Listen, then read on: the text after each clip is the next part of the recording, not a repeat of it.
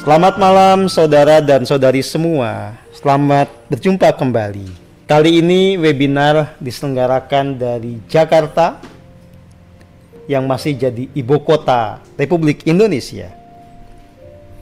Tepatnya dari studio atau markas dari Persaudaraan Matahari.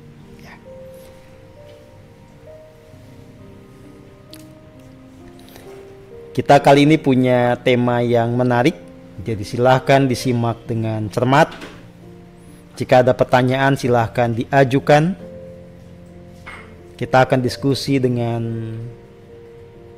semangat yang jujur dan adil agar tersingkap kebenaran yang sejati buat diri kita semua. Ya, baik, mari kita selami.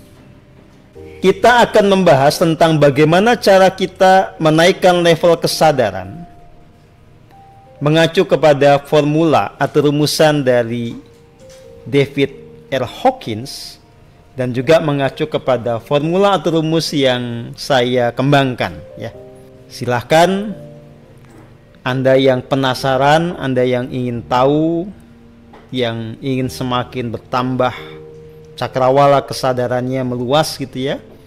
Simak betul apa yang saya sampaikan. Baik, saya memulai paparan saya dengan mengatakan apa adanya, sejujurnya bahwa dulu saya memang tidak mengerti bagaimana cara kita mengetahui bahwa kita ini telah bergerak maju atau malah mundur di dalam perjalanan spiritual kita. Dulu saya tidak punya cara untuk mengevaluasi kemajuan di dalam pembelajaran spiritual. Saya tidak mengerti siapa yang sebetulnya tercerahkan, siapa yang tidak. Saya tidak mengerti zaman itu ya, siapa yang punya kesadaran tinggi dan siapa yang tidak. Dulu saya cuma menduga-duga kalau orang ngomongnya keren gitu ya, oh ini pasti kesadarannya tinggi.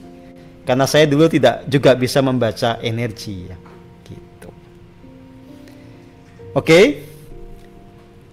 Tapi karena saya tidak pernah berhenti belajar, maka secara bertahap disingkapkan buat saya kebenaran. Ya, saya menjadi mengerti bagaimana cara kita mengevaluasi hasil dari sebuah pembelajaran spiritual. Saya menjadi mengerti siapa yang maju, siapa yang mundur, siapa yang stagnan. Ya. Nah, dalam hal ini saya harus mengatakan apa adanya bahwa saya berhutang budi secara intelektual ya kepada David R. Hawkins yang telah memberikan jawaban awal. Jelas adanya bahwa beliau ini adalah tokoh yang merumuskan level of consciousness. Beliau yang menyusun map of consciousness. Beliau juga yang memberikan formula bagaimana setiap orang bisa transcending, bisa menaikkan level of consciousness atau tingkat kesadarannya. Oke. Nah, siapakah beliau ini? Siapakah David R. Hawkins ini? Ya, nanti kita akan sama-sama selami. Yang pasti ini bukan tokoh yang abal-abal ya. Ini tokoh yang sebetulnya sangat terhormat ya. Beliau telah menciptakan ya, saya sebutnya terobosan jenius berupa map of consciousness yang membuat kita punya alat untuk mengetahui kemajuan kita di dalam pembelajaran spiritual. Ya. Nah, kalau kita merujuk kepada sumber-sumber yang ada di internet, kita akan dapat informasi ini, ya, bahwa beliau ini memang tokoh yang secara nasional sangat dikenal. Beliau seorang psikiater. Beliau peneliti, beliau juga masuk kategori guru spiritual. Sekaligus juga dosen kayak Pak Nyoman, ya. Cuma Pak Nyoman belum jadi guru spiritual. Jadi beliau juga mendirikan banyak lembaga, ya.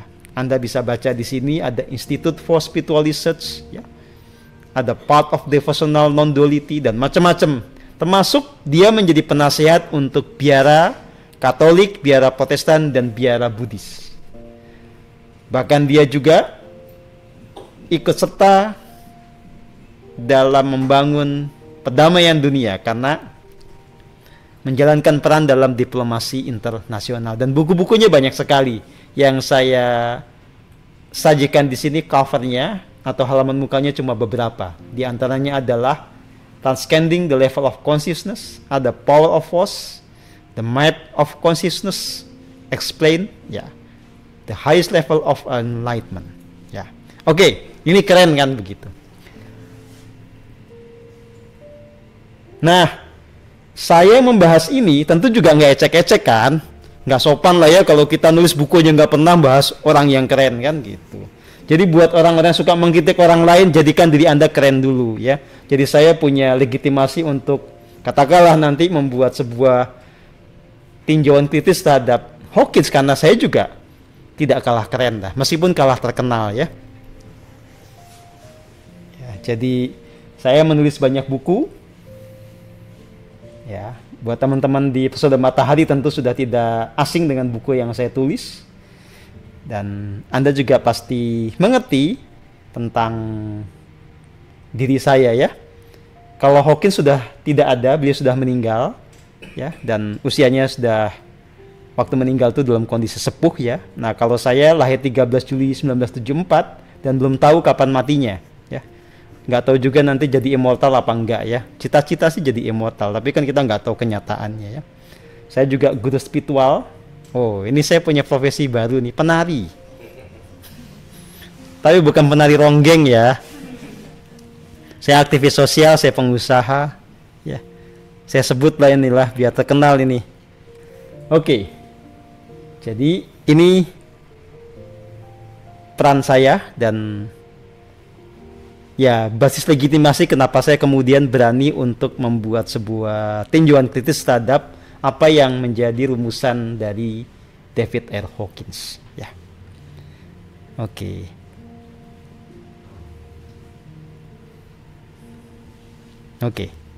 Baik, saudara dan saudari yang saya kasihi, inilah yang dirumuskan oleh Hawkins. Ya, Hawkins menjelaskan peta kesadaran.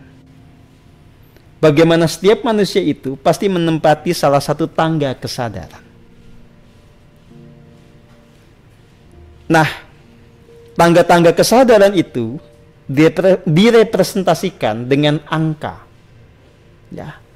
LOC yang paling rendah sampai yang paling tinggi. Skalanya Hawkins itu menggunakan 0 sampai 1000. Dan sebetulnya ini bilangan perpangkatan sih yang dipakai oleh Hawkins. Ya. Dan masing-masing angka itu merepresentasikan satu kondisi tertentu. Hawkins merumuskan apa emosi yang dominan, sekaligus juga merumuskan pada level itu bagaimana persepsinya terhadap dunia ini, persepsinya terhadap Tuhan, terhadap hukum-hukum alam, dan seterusnya. Ya. Tapi kalau kita mau melihat dengan seksama ya, sebetulnya tingkatan-tingkatan kesadaran yang dirumuskan oleh Hawkins ini lebih banyak dipengaruhi oleh emosi yang dominan ya. Jadi di setiap angka kesadaran ini itu ada emosi yang dominannya seperti apa ya. Misal,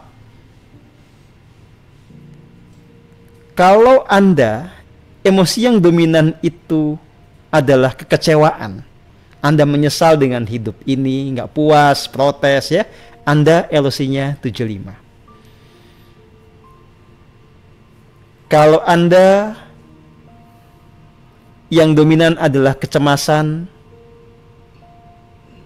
tentu saja juga ada ketakutan di sini ya, itu LOC-nya 100. Kalau Anda punya kebencian gitu ya, emosinya 150. Nah, sebaliknya, kalau Anda mulai punya emosi-emosi yang dianggap konstruktif, seperti punya trust, punya optimisme, maka LOC-nya akan naik.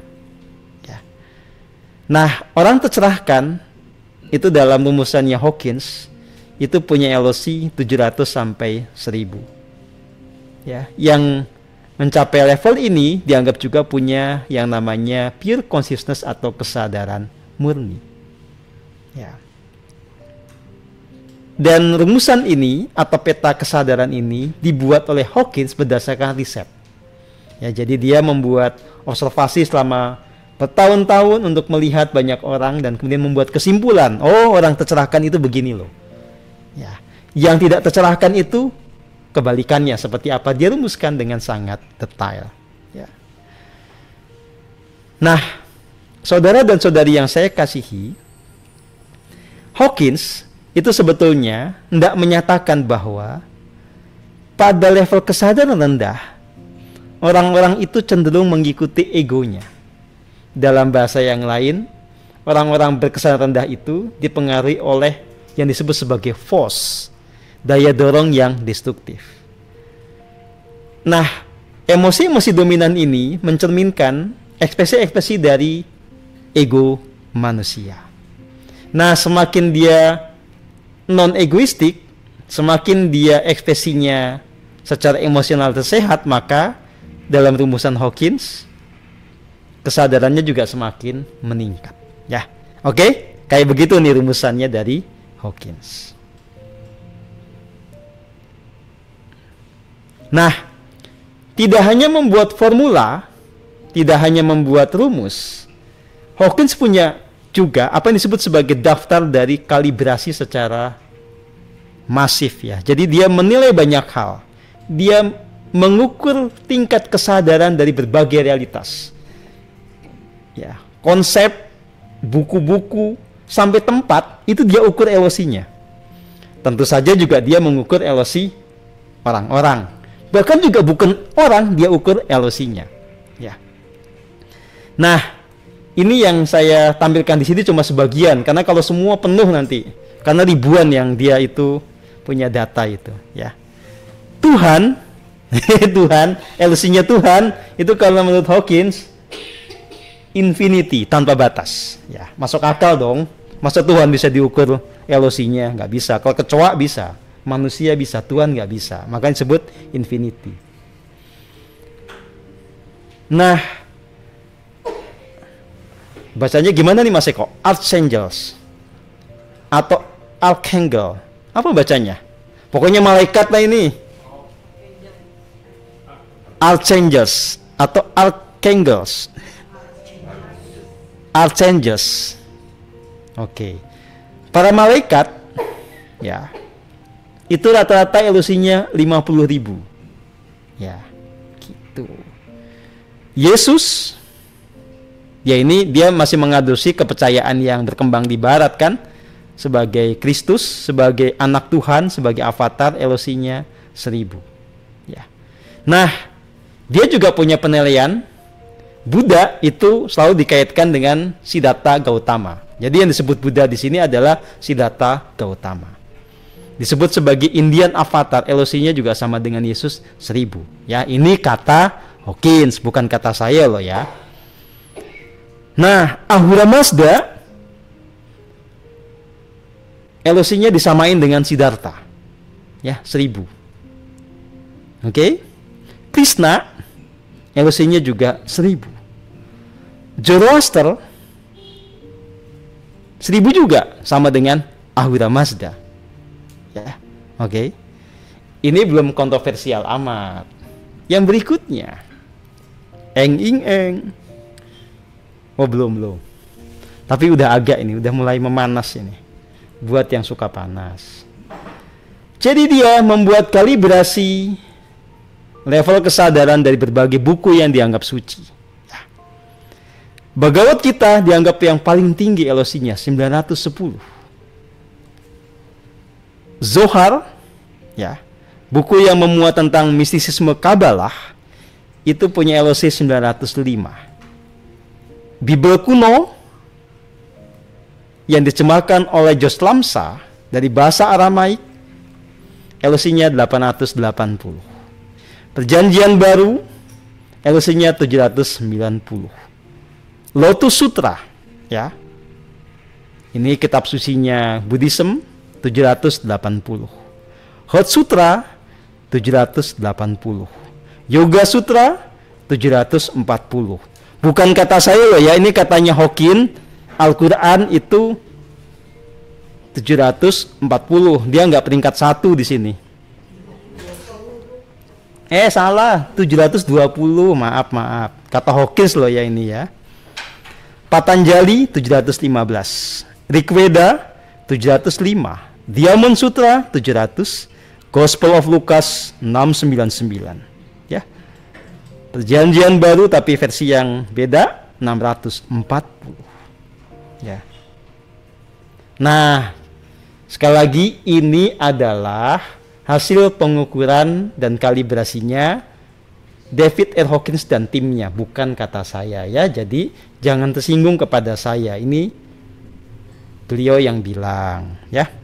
Jadi jangan marah kalau ada yang kitab sucinya itu tidak peringkat nomor 1 ya. Jangan marah, santai aja ya. Kalaupun marah kan lo yang bikin udah meninggal, mau marah sama siapa ya. Kan bebas orang mau nilai kan.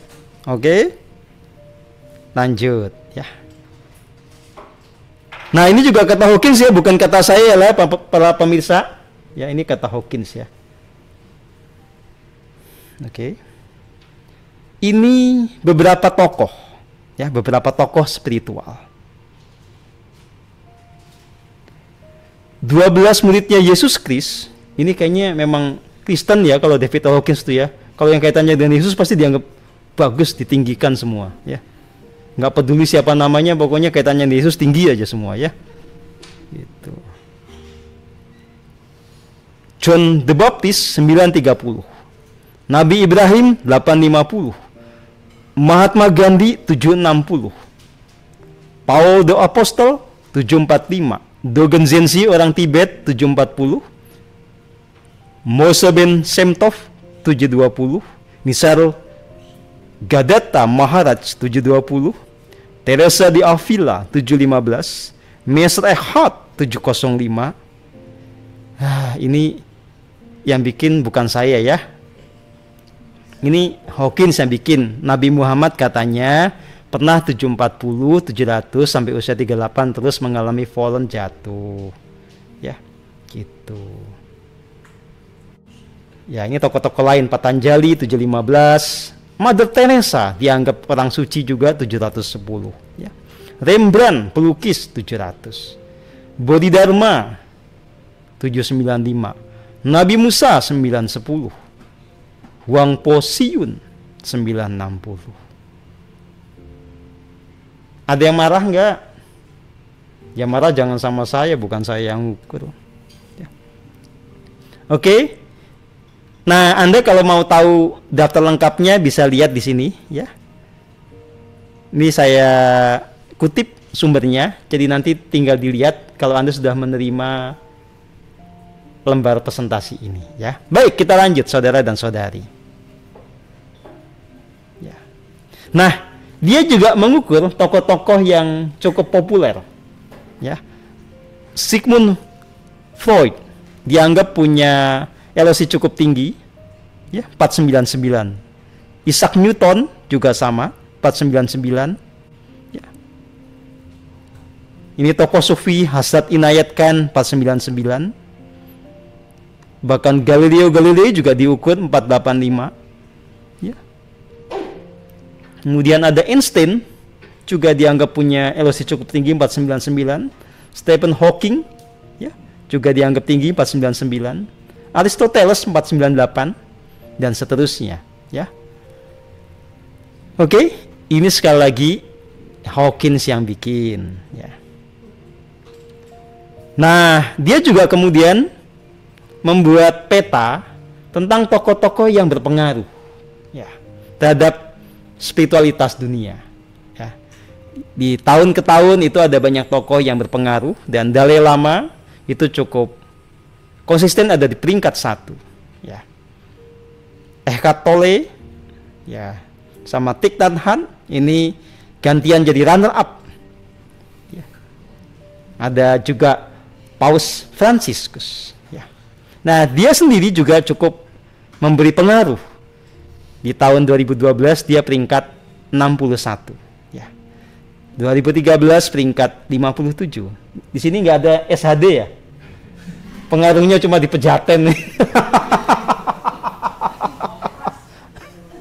Oprah Winfrey, ya ini dianggap berpengaruh ya. Paulo Coelho, kita orang desa nggak masuk sini lah ya. Oke. Atau emang saya di zaman-zaman ini juga masih bingung sih. Nelson Mandela segala macam, Deepak Chopra ya. Oke.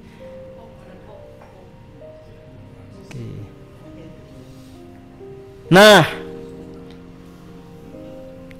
kalau kita masuk wilayah intelektual ya, kita boleh dong punya pertanyaan kritis. Ya. David Hawkins yang lahir 3 Juni 1927 dan meninggal 19 September 2012 ini, berapa elosinya saat meninggal? Sekarang ada di dimensi berapa? Boleh juga kita bertanya dong, apakah Hawkins bisa hening dan menggunakan rasa sejati? Apakah kinesiologi atau muscle test ala Hawkins itu valid? Karena Hawkins itu memang menggunakan yang namanya muscle test atau kinesiologi. Jadi untuk mengukur itu dia menggunakan ya teknik yang disebut itu tadi, muscle test sama fisiologi, muscle test dan kinesiologi dengan coba merasakan sinyal-sinyal dari sel ototnya ya. Nanti saya ajarin ya. Sambil saya kasih peringatan jangan sampai salah penggunaan. Oke? Ya, kita lanjut. Ini pertanyaan-pertanyaan kritis kita. Nah,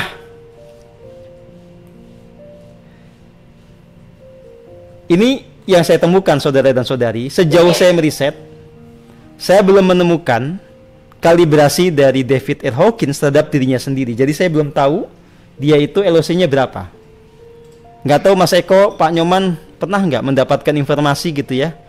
Menurut dia sendiri berapa LOC-nya? Mungkin dia tidak sepede saya ya. Gitu. Nah, yang ada adalah kalibrasi terhadap karya-karyanya. Ternyata karya-karyanya sangat keren. Sebagian lebih tinggi dibandingkan kitab suci yang tadi kita temukan ya. Ini The A of the I itu 980, Transcending the Levels of Consciousness 965, Truth versus Falsehood 935, Map of Consciousness 840, dan ini bicara tentang tekniknya yang disebut sebagai kinesiologi atau muscle test, itu juga dianggap punya satu tingkat kesadaran tertentu 605, artinya cukup valid ya.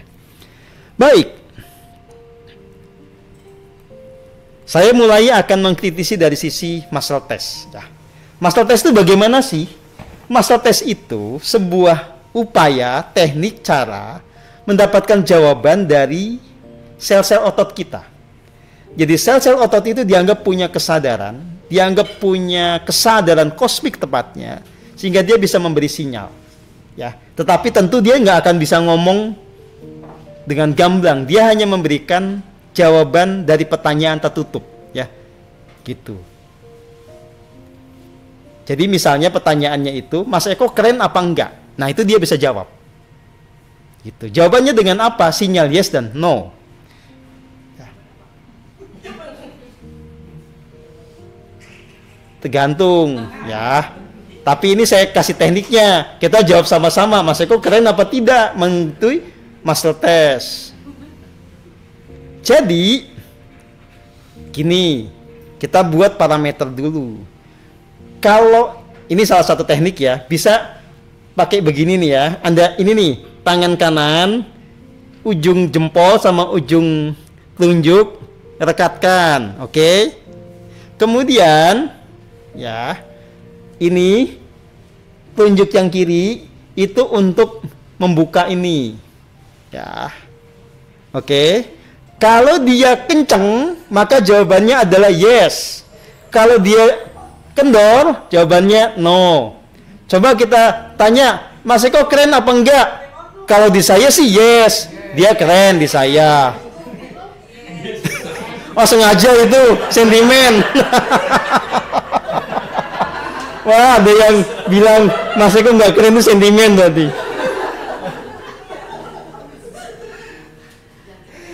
Tenang saudara ya. Ini saya kasih teknik dulu.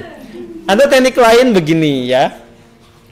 Kalau ini tangan diluruskan ke depan, kalau dia ditekan begini kenceng, itu sinyalnya yes. Kalau begini ya lemes gitu, no. Apakah masih kok keren?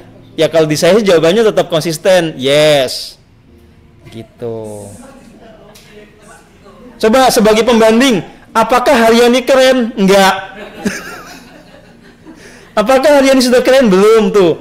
Kalau tangan saya begitu jawabannya, ya, gitu. Apakah Dika sudah keren? Belum.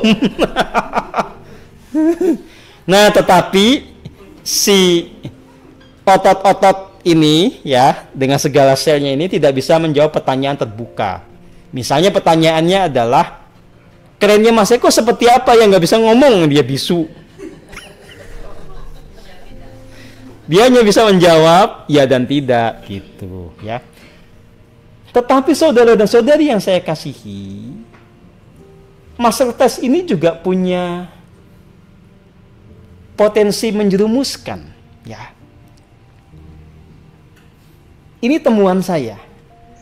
Tanpa kemurnian jiwa, hasil master test itu bisa sangat bias. Kenapa? Karena data dari sel otot itu akan terbiaskan saat dia diterima dan diinterpretasikan oleh otak. Ini faktanya, ya. Misalnya kayak tadi ya, kita begini nih.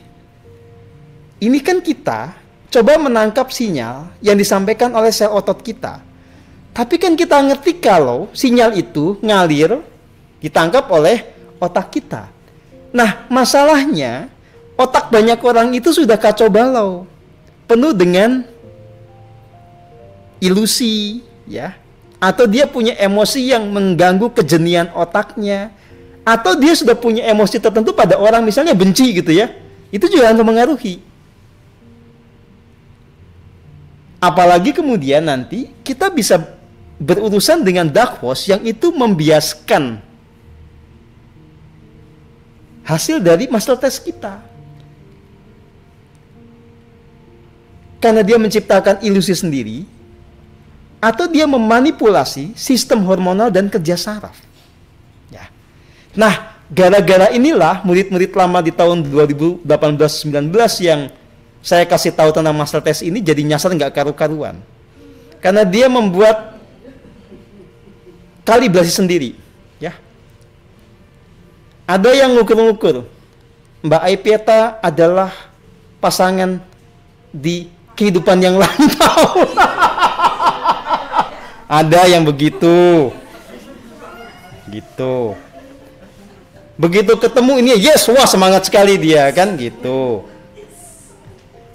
Ada lagi yang karena dia naksir cewek tertentu, kemudian dia tanya pada Tuhan, ya, dengan perantaraan master test. Ini adalah jodoh sejatiku, yes katanya.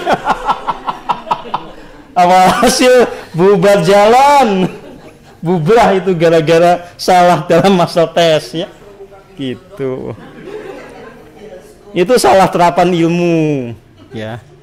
Dia tidak betul-betul menggunakan metode hening memutihkan jiwa, berani-berani menggunakan master test. Maka terjadilah yang seperti ini. Ada bias yang muncul dari banyak faktor, ya. Gitu. Oke? Nah, karena itu apa yang dinilai oleh Hawkins di sini belum tentu benar, karena master test atau kinesiologi dari Hawkins dan timnya ini sekali lagi bisa saja tidak akurat, karena mereka kan juga tidak kenal hening, belum tentu murni jiwanya dan seterusnya, gitu. Oke?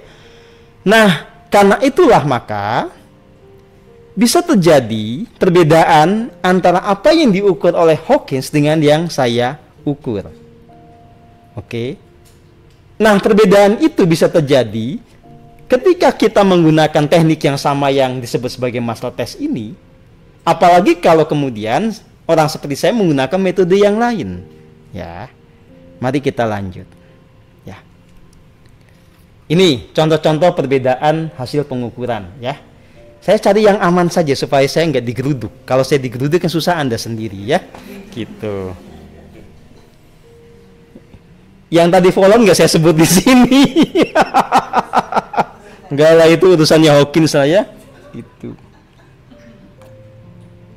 Jadi saya akan menilai yang sekiranya kalau saya ukur itu, kalau marah paling ya marah-marah sendiri kan gitu, tidak bisa lebih dari itu ya.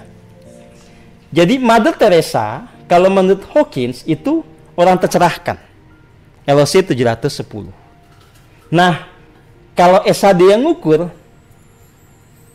dia LOC 50, meninggal dalam penderitaan. Jadi dia bukan santa. Sri Ramakrishna Paramahansa kalau dalam ukurannya Hawkins 620, saya ngukur cuma dapat 100. Sebaliknya Lao Tzu menurut Hawkins cuma 610, di saya 5000. Ini orang tercerahkan ya. Swami Vivekananda kata Hawkins 610, saya ketemunya 40. Nelson Mandela kata Hawkins sudah masuk ke wilayah bliss ya, 505. Di saya dia orang yang penuh dengan luka batin, LOC-nya 50. Apalagi William Shakespeare kata Hawkins 500, keren sekali. Kata saya cuma 5. Apalagi Sigmund Freud kata dia 499, di ukuran saya cuma LOC 1. Albert Einstein 499 kata Hawkins, di saya cuma 200. Stephen Hawking juga sama, bukan 499 tapi 200. Mereka orang baik tapi bukan orang tercerahkan. Ya. Kenapa bisa berbeda? Ya. Sekali lagi, kita pakai teknik yang sama saja namanya master test, itu bisa beda. Ya. Karena kondisi kemurnian jiwa dari orang yang mengukur itu juga bisa beda. Apalagi kemudian saya tidak menggunakan semata-mata muscle test. Ya. Saya menggunakan rasa sejati. Jadi kalau menggunakan rasa sejati itu, begitu kita hening, di relung hati kita, itu memang seperti ada layarnya. Muncul angkanya sekian, sekian, sekian. Ya. Nah dengan metode itulah saya bisa mengukur LOC orang dengan sangat cepat. Kalau pakai muscle test, bayangkan ya, muscle test itu kan betul-betul mengacu kepada apa yang disinyalkan oleh si otot-otot di tangan kita. Ya, tingkat kesulitannya begini loh. Ya. Kalau yang LOC-nya 1 sih gampang, begitu gini, ya 1 gitu ya. Sekarang kalau LOC-nya 1000, kita harus mengukurnya dari bawah. LOC 1 no, 2 no, 3 sampai 1000 hitung. Kemeng. Karena kan kita tidak tahu dia berapa LOC-nya kan. Jadi kita harus mulai dari posisi tidak tahu, betul-betul membaca ini. Kalau saya pakai teknik itu ya saudara, saya harus mengukur berapa ratus orang tuh kalau webinar. 450 orang. Ya 3 bulan kali baru selesai. Saya nggak ngerjain yang lain. 1, 2, 3. Nah, tapi kan nggak begitu langsung. Rijaluddin 5 gitu. Idham lagi nggak waras 1, udah jelas di sini. Nah, kalaupun saya butuh kemantapan, tinggal saya cek dengan master test hanya untuk menguatkan saja. Tapi di sini udah muncul. Nah, itu Hawkins tidak menguasai itu, ya. Makanya kemudian kenapa hasilnya bisa berbeda. Tingkat kemurnian jiwa antara SHD dengan Hawkins juga berbeda, maka itu juga akan berpengaruh pada tingkat pembiasannya. Kok SHD sombong banget merasa lebih murni ketimbang Hawkins ya? Loh ya, kalau Anda nggak percaya silahkan Anda gunakan segala metode yang Anda punya untuk bisa menilai perbedaan kemurnian antara saya dan Hawkins. Ya, gitu. Anda boleh juga menilai saya. Ya, boleh menilai itu, nggak ada yang salah. Cuma kalau ngawur, kualat gitu aja. Saya juga sama, kalau menilai Hawkins tanpa ilmu sembarangan, saya kualat pasti. Ya, itu hukum alam yang pasti presisi, ya. Nah, Sekarang kita lihat bagaimana penilaian SHD terhadap Hawkins, ya. Oke. Sebentar. Oke. Sebelum kita tahu berapa LOC-nya Hawkins, saya mau jelasin dulu bedanya LOC yang dirumuskan oleh Hawkins dan LOC yang dirumuskan oleh saya, ya. Jadi sekali lagi, Hawkins itu mengacu kepada emosi-emosi yang dominan, ya. Itu apa? Nanti baru kelihatan angkanya berapa, ya. Nah, jadi orang yang tidak bisa menggunakan master test itu melihat ke tabel ini. Nah, kalau dia melihatnya belakangan pakai master test dulu, dia ketemu angkanya dulu, baru dilihat, oh, emosi yang dominan di angka itu ini, gitu, ya. Dan sekali lagi lihat ini, LOC menurut Hawkins ini gambarnya dibikin oleh orang-orang yang ini, ya, yang belajar tentang Hawkins itu seperti ini, ya. Jadi 50 ke bawah ini emosi dominannya, malu, berdosa, apatis. 51 sampai 125 ini. Grief itu apa, Glenn? Sedih, takut. Desire itu penuh hasrat, ya. Obsesi. Kalau anger, sombong, pride, sekian. Anger, maaf, salah. Oke? Nah, sementara LOC SHD itu bukan memotret emosi apa yang dominan, tapi dia betul-betul memotret bagaimana realitas jiwa dari sisi kemurniannya. Ya. Sekali lagi, angka level of consciousness dari SHD itu menunjukkan sejauh mana setiap orang itu bebas dari segala sisi gelap di berbagai lapisan kesadaran. Ya. Angka-angka yang dimunculkan itu menunjukkan seseorang itu bebas dari luka batin, watak angkara, ilusi, jejak dosa, dan jeratan kuasa kegelapan di 3 layer kesadaran: conscious mind, subconscious mind, dan unconscious mind. Ya.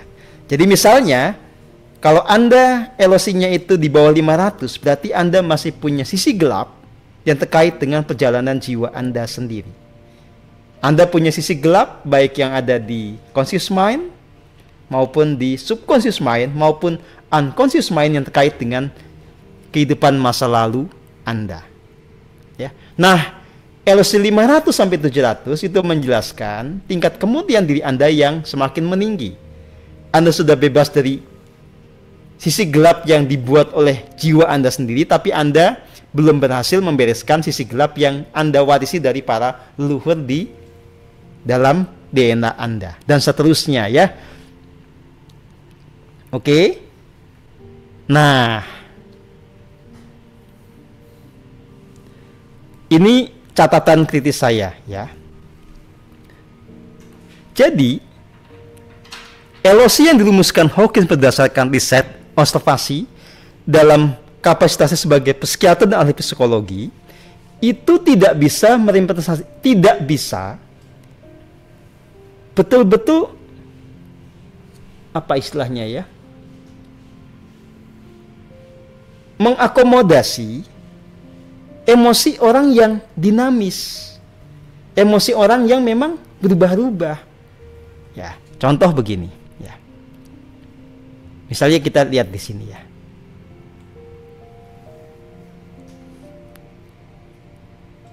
Orang misalnya LOC-nya 200. Ya, di sini disebutkan emosi yang dominan ini adalah keberanian. Pada faktanya, manusia itu kan emosi yang dominan tidak mungkin tunggal. Pasti banyak. Ya. Jadi orang yang berani bisa jadi dia punya kepedihan. Karena dia, atau beraninya gara-gara ada siluman harimau, kan bisa aja. Ya.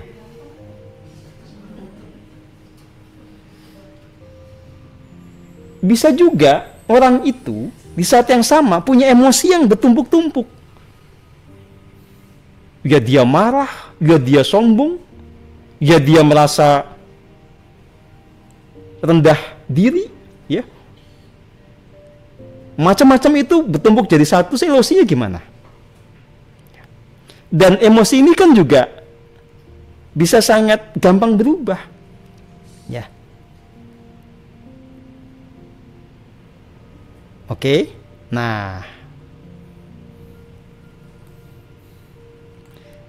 sehingga saya bisa menyimpulkan bahwa elosi versi Hawkins ini terlalu sulit untuk bisa menggambarkan realitas jiwa yang sangat kompleks. Ya. Oke. Gitu. Nah, problem lain adalah gara-gara peta of consciousness ini, ya, kemudian orang itu banyak yang mengira-ngira elosinya berdasarkan emosi yang sedang dia alami. Jadi misalnya gini ya, ada orang habis patah hati nih, tiba-tiba dia punya kesadaran, dia sudahlah, aku terima, dia bersama yang lain. Dia mengira dirinya ada dalam level acceptance, langsung dia elosi ke 350. Ya.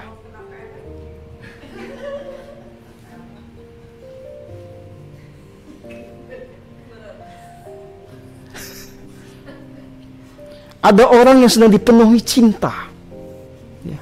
Padahal dia kena pelet. Wah, saya penuh cinta. Elosi 500 berarti. Siapa ini yang pernah ngaku?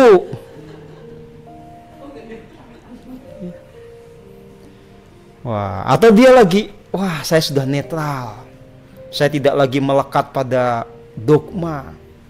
Saya tidak gampang tersinggung sama orang. Wah, berarti elosi saya 250. Dan seterusnya lah ya. Ini yang terjadi.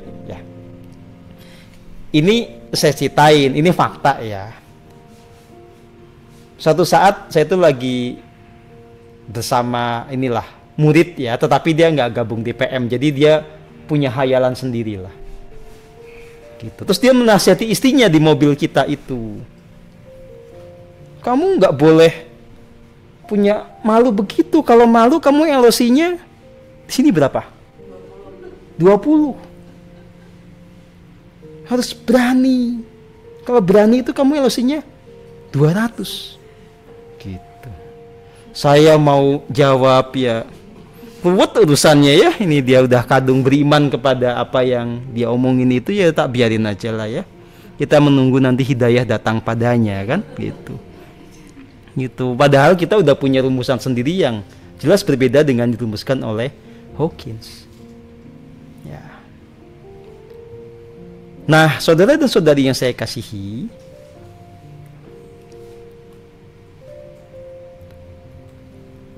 jadi di samping nanti orang-orang itu berdasarkan map of consciousness itu suka mengukur elosi sendiri hanya mengacu kepada emosi yang sedang dia alami, banyak orang juga gegabah atau sembrono dalam mengukur karena tidak mempertimbangkan faktor bias. Oke. Termasuk ada juga yang mengukurnya tidak pakai master test tapi pakai mata ketiga. Itu juga seringkali gegabah tidak mempertimbangkan di sana ada bias juga. Nah, pengukuran elosi ala SHD saya negaskan hanya bisa dilakukan oleh yang jiwanya telah murni dan bisa menggunakan rasa sejatinya supaya meminimalkan bias. Dan untuk semakin meminimalkan bias, kita menggunakan mekanisme saling validasi. Jadi kalau teman-teman itu ya diukur elosinya, itu biasanya kita saling validasi ya. Sehingga misalnya ini kok ada yang nggak pas nih, kita ukur lagi yang pasnya seperti apa, mengikuti betul-betul temuan rasa sejati di dalam keheningan ya. Jadi memang kita harus apa adanya. Kalau di Prosedur matahari Anda tidak boleh mengukur elosi sendiri, nanti ngawur ya, ngawur. Oke. Nah, kalau di prosedur matahari untuk bisa meningkatkan elosi itu sangat tidak gampang ya. Karena semua prosedur itu harus dilakukan. Kita sudah bicara tentang bagaimana cara belajar di PM. Intinya kan di hening supaya ada purifikasi. Tetapi untuk mengalami purifikasi itu, orang betul-betul harus melakukan SOP-nya, ada standar operational procedure. harus bisa rileks dulu, menikmati momen semakin dalam sampai terhubung kepada yang sejati, baru terjadi purifikasi. Ya. Dengan proses ini maka untuk dapat LOC 200 aja, apalagi 300, susah pakai bingit. Susah sekali, ya. Pakai bingit. Nah, sementara kalau mengacu kepada yang dirumuskan oleh Hawkins, ya, gini, misalnya orang penuh ketakutan, ya, oke, itu emosi dominan, ya, itu manifestasi ego. Ya, coba di sini cek berapa kalau ketakutan LOC-nya, fear 100 kan, oke. Supaya LOC-nya naik, inilah solusinya. Gunakan akal sehat untuk memahami ketakutan itu tidak berdasar. Atau dia kemudian menggunakan sugesti untuk berani. Lalu dia berani. Langsung LOC kalau begitu kan naik dari 100 ke 200. Gitu. Enak kan? Cepet ini naiknya. Nggak susah. Ya. Yang tadinya sedih karena patah hati, langsung saya terima. Begitu mantap terima, langsung loncat 350. Karena acceptance. Ya, oke. Ini tidak realistis, ya. Apalagi jelas tingkat kesadaran itu sebetulnya kan punya korelasi dengan tingkat kemurnian jiwa. Nggak gampang untuk membereskan berbagi sisi gelap dalam diri, gitu. Tanpa purifikasi nggak akan terjadi yang namanya transcending of level of consciousness. Ya, oke. Ya, jadi sekali lagi, kalau mau gampang LOC-nya naik, silahkan gunakan map of consciousness-nya Hawkins. Itu akan cukup menghibur Anda. Bagaimana, setuju?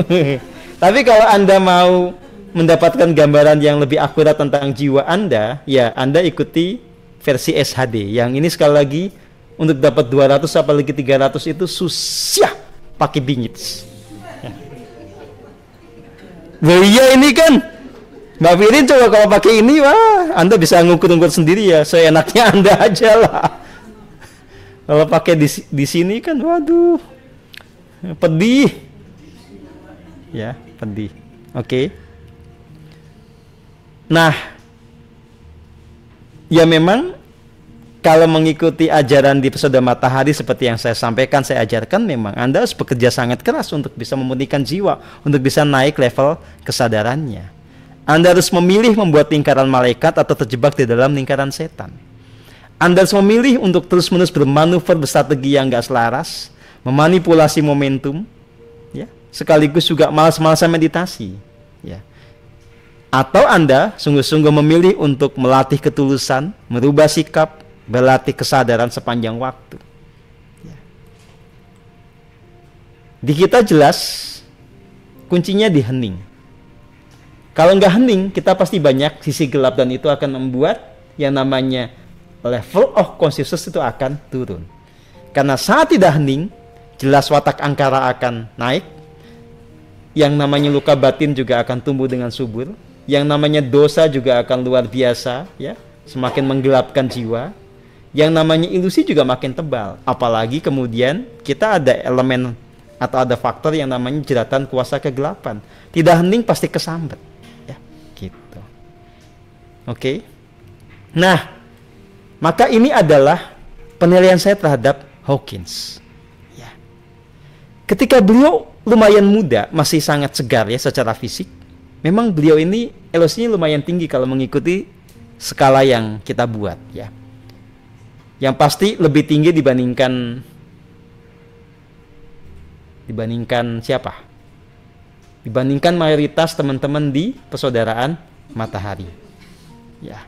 Jadi LOC beliau saat di foto ini adalah 200. Kejenian emosinya 40%, persepsinya jernih 40%, karmanya jernih 30%, dan kejenian energinya 60%. Lumayan. Tetapi ketika beliau sepuh, pasti kan banyak drama. Anda bayangkan aja lah. Ya. Drama yang paling dominan pasti dengan pasangannya. Maka elosi beliau ketika meninggal itu nggak tinggi, 50. Kejernihan emosi 20%, kejernihan persepsi 10%, kejernihan karma, pasti banyak marah-marah ketika sepuh ini kan. Kejernihan energi, karena dia menjadi out of control dalam emosi, pasti akan menarik segala macam dakwas untuk masuk ke dalam badannya. Ya, sekali lagi, ini yang saya temukan. Anda boleh percaya, boleh tidak. Silahkan Anda telusuri berdasarkan kemampuan yang Anda punya. Ya. Nah, saya sekarang usia 50. Saya nggak tahu nanti kalau 70, 80 akan seperti apa. Apakah akan mengikuti Hawkins yang turun atau malah tambah seger dan tambah keren, ya. Itu buktikannya nanti. Ya. Gitu. Itu pun kalau Anda masih hidup.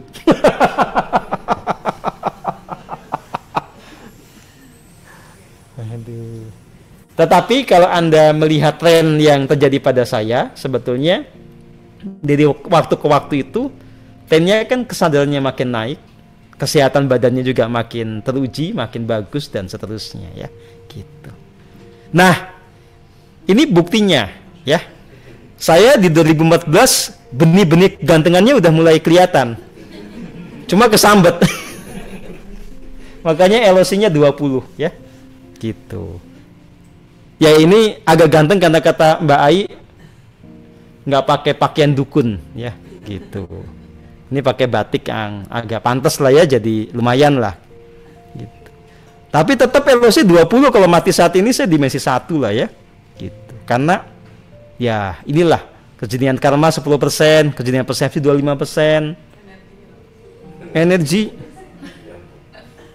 mana? Loh ya iya isinya demit dipasangi guru saya, hasil karya saya sendiri, macam-macam numpuk jadi satu.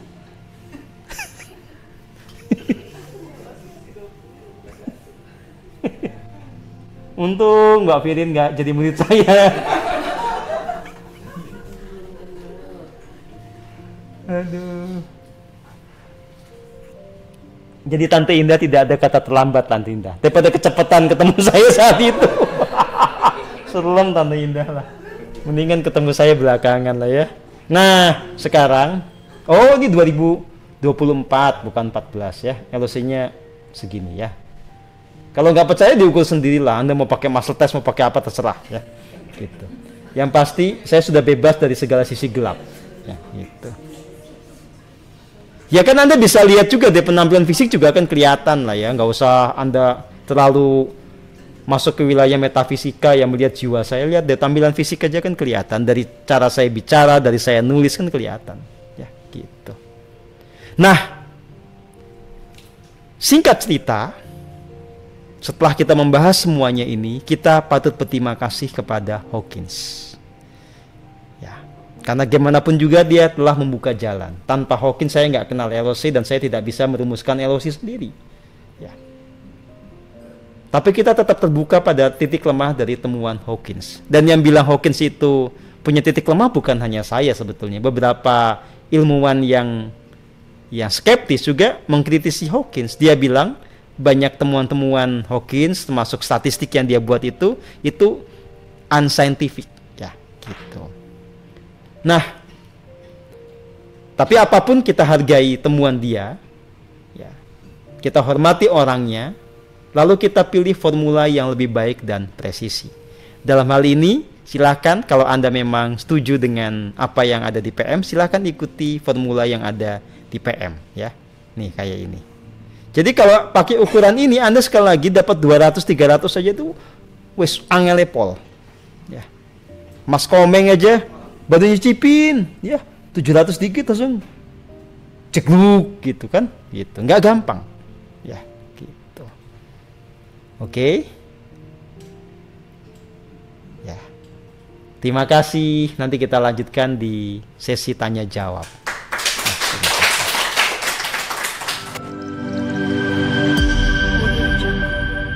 Persaudaraan Matahari, Fraternity of Pure Light.